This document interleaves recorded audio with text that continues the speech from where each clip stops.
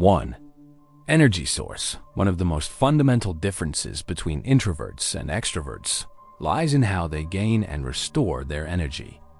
Introverts typically feel energized when they spend time alone or in quiet, low-stimulation environments.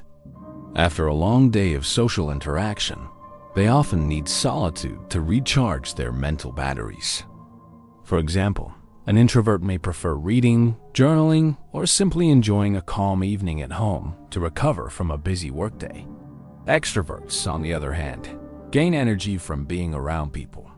Social settings such as parties, group activities, or collaborative events often leave them feeling motivated and uplifted rather than drained. An extrovert might come home from a crowded event feeling more alive, ready to take on even more. This difference can sometimes lead to misunderstandings. An introvert may seem aloof or antisocial if they decline an invitation, but the reality is they may simply need to preserve energy. Meanwhile, an extrovert might push an introvert to come out and have fun, not realizing the other person genuinely needs downtime. The truth is, neither approach is superior. They are just different ways of balancing mental energy. Understanding this distinction helps foster healthier relationships as people learn to respect how others recharge. In professional settings, this trait also plays out. Extroverts might thrive in open-plan offices, brainstorming sessions, and networking events, while introverts might prefer quiet workspaces where they can concentrate deeply. Knowing how you refuel is essential for both productivity and well-being. Ultimately, whether someone finds energy in solitude or in social activity depends on their orientation, and respecting those boundaries leads to greater harmony both personally and professionally. 2. Social interaction. Introverts and extroverts differ significantly in how they interact socially. Introverts prefer smaller, more intimate gatherings where they can connect on a deeper level. They often dislike shallow small talk, finding it draining or uninteresting, and instead seek conversations that explore meaningful topics. For example, at a party, an introvert may spend most of the evening talking to one or two people about shared passions rather than mingling with everyone in the room. They value quality over quantity when it comes to social interaction. Extroverts, by contrast, thrive in lively environments filled with many people. They enjoy the energy of crowds, often moving from person to person, engaging in light, fun conversations. Small talk feels natural and easy for them, serving as a bridge to connection. At the same party, where the introvert gravitates toward a quiet corner conversation, the extrovert might be dancing, chatting with everyone, and organizing group activities. These differences can influence how each personality type is perceived. Extroverts may be seen as friendly, approachable, and fun, while introverts may appear quiet, reserved, or even shy. However, this perception doesn't tell the whole story. Introverts are not necessarily socially anxious, nor do they dislike people. They simply prefer fewer, deeper connections. Extroverts, likewise, are not superficial for enjoying broad social circles. They simply derive joy from variety and interaction. In relationships, these dynamics can create challenges if not acknowledged. An introverted partner may feel overwhelmed by constant social plans, while an extroverted partner may feel neglected if social interaction is limited. The solution lies in balance, finding ways to honor both needs without forcing one person to conform entirely to the other's style. Appreciating these social tendencies helps prevent misunderstandings and create stronger bonds. 3. Focus of attention. The way introverts and extroverts direct their attention is another key difference. Introverts tend to focus inward, paying close attention to their own thoughts, feelings, and internal experiences. They are often reflective, processing situations carefully before responding. For example, in a group discussion, an introvert may listen intently, think through their perspective, and only speak once they have formed a considered opinion. This inward orientation makes them great at self-awareness, critical thinking, and introspection. Extroverts, however, focus their attention outward. They are often highly aware of their environment, the people around them, and external activities.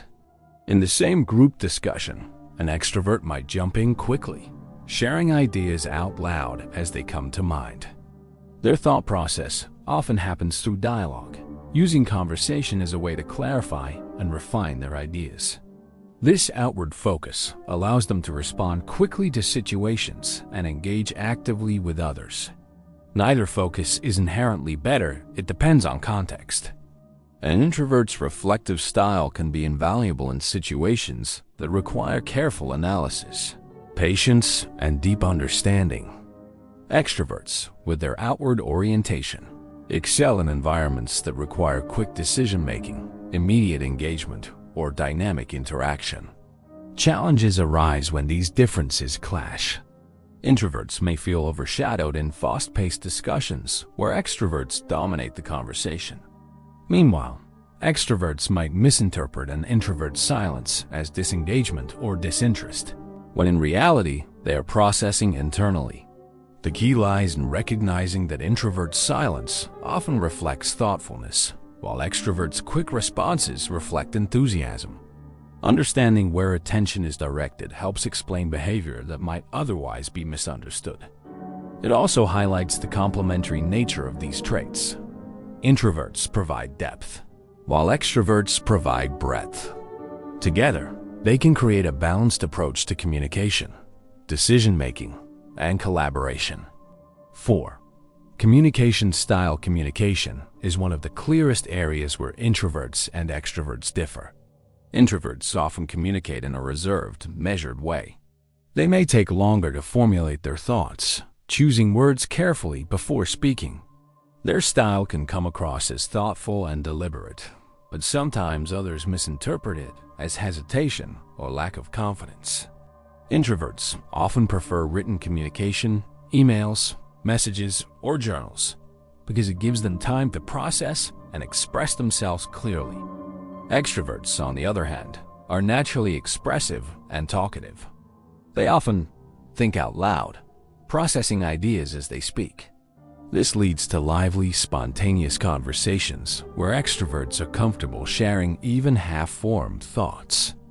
Their enthusiasm and ease with words make them engaging conversationalists, but they may sometimes dominate discussions or overlook quieter voices. Extroverts typically prefer face-to-face or verbal communication, where they can draw energy from the exchange. In professional settings, these differences can shape how each type is perceived. An introvert may be seen as a good listener who brings carefully considered insights, while an extrovert may be recognized as persuasive, charismatic, and quick to contribute ideas. However, both styles are valuable.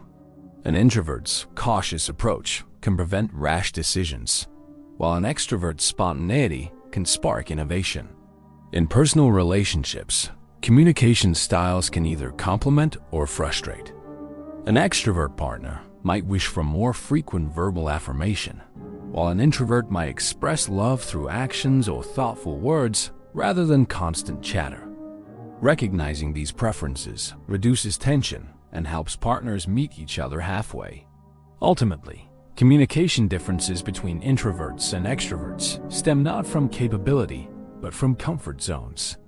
By valuing both thoughtful silence and expressive dialogue, people can create more balanced conversations that respect all voices. 5.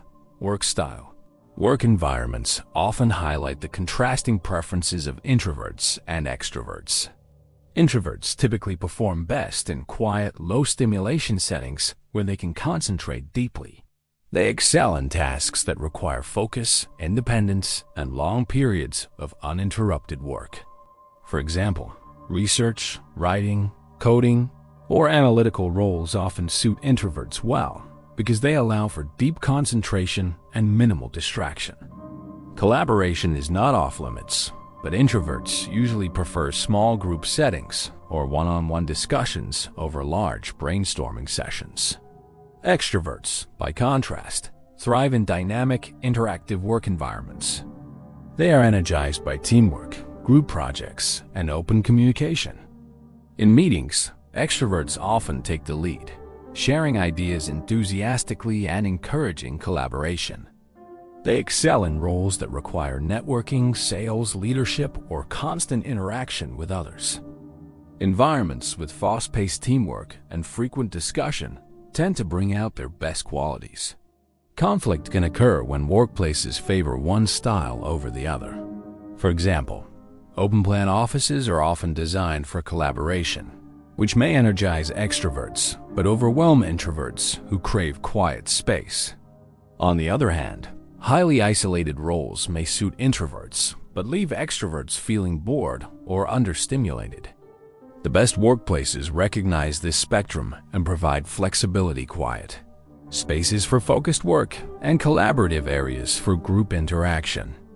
Another difference lies in work rhythm. Introverts may prefer to think through a project thoroughly before taking action, while extroverts may dive in quickly, adapting as they go. Both approaches have strengths. Introverts ensure depth and accuracy, while extroverts bring momentum and adaptability. When teams include both introverts and extroverts, they can balance each other out, combining deep thought with dynamic execution. Recognizing and respecting these work style differences can boost both productivity and job satisfaction. 6. Learning and processing. The way introverts and extroverts learn and process information reveals another fundamental difference. Introverts are internal processors. When introduced to new information, they prefer to take time to reflect, analyze, and connect it with existing knowledge. They may not immediately voice their thoughts, but instead quietly absorb and think things through. For example, in a classroom or training session, an introvert may seem reserved but later produce deep insights after internal reflection. Extroverts, on the other hand, are external processors. They often learn best through discussion, interaction, and active participation. Talking through concepts helps them solidify their understanding. In the same classroom, an extrovert may raise their hand frequently, asking questions or debating ideas out loud. This doesn't necessarily mean they grasp the content more quickly. It simply reflects their method of processing through external engagement. These learning differences affect study habits and work environments. Introverts may prefer solitary study, quiet libraries, or independent projects where they can fully engage without distraction. Extroverts may prefer group study sessions, workshops, or collaborative projects that allow them to interact and test ideas in real time. Misunderstandings can occur if one style is mistaken for lack of ability. An introvert's silence may be seen as disengagement, when in fact they are processing deeply. Similarly, an extrovert's constant talking may be mistaken for superficiality, when in fact it is their way of learning. Both styles are equally valid. In professional development, these differences matter as well. Introverts may excel in roles that require careful analysis and self-directed learning, while extroverts thrive in training sessions, networking events, and team-based learning. Understanding these distinctions helps teachers, leaders, and peers create environments where everyone can absorb and apply knowledge effectively. 7. Comfort zones. The final key difference between introverts and extroverts lies in their comfort zones. Introverts feel most comfortable in environments that allow for solitude, reflection, and minimal stimulation. They enjoy spending time alone or with a small circle of close friends. For example, a cozy night at home, a walk in nature, or a one-on-one coffee date may feel ideal to an introvert. Too much socializing, especially in large, loud groups, can leave them feeling drained and overstimulated. Extroverts, however, thrive in high-energy environments. Their comfort zone is the lively gathering, the busy workplace, or the group adventure. A night out with friends, a team sports event, or a bustling conference may leave an extrovert feeling fulfilled and happy. On the flip side, too much solitude can make them restless or even lonely, as they draw their energy from interaction. These comfort zones often dictate lifestyle choices. Introverts may plan vacations that allow for relaxation and exploration at their own pace, while extroverts may prefer trips packed with group activities and constant engagement. In friendships and relationships, tension can arise if one person craves constant social activity while the other needs downtime. The solution often lies in compromise, balancing social time with periods of rest. It is also important to note that comfort zones are not rigid. Many introverts can enjoy socializing when balanced with adequate alone time, and extroverts can appreciate solitude when framed as a chance to recharge or reflect. Recognizing these tendencies allows people to manage their energy better and avoid burnout. Ultimately, knowing where comfort zones lie helps individuals make choices that align with their personality. By respecting their own needs and the needs of others, they can build lifestyles that promote balance, happiness, and authentic well-being.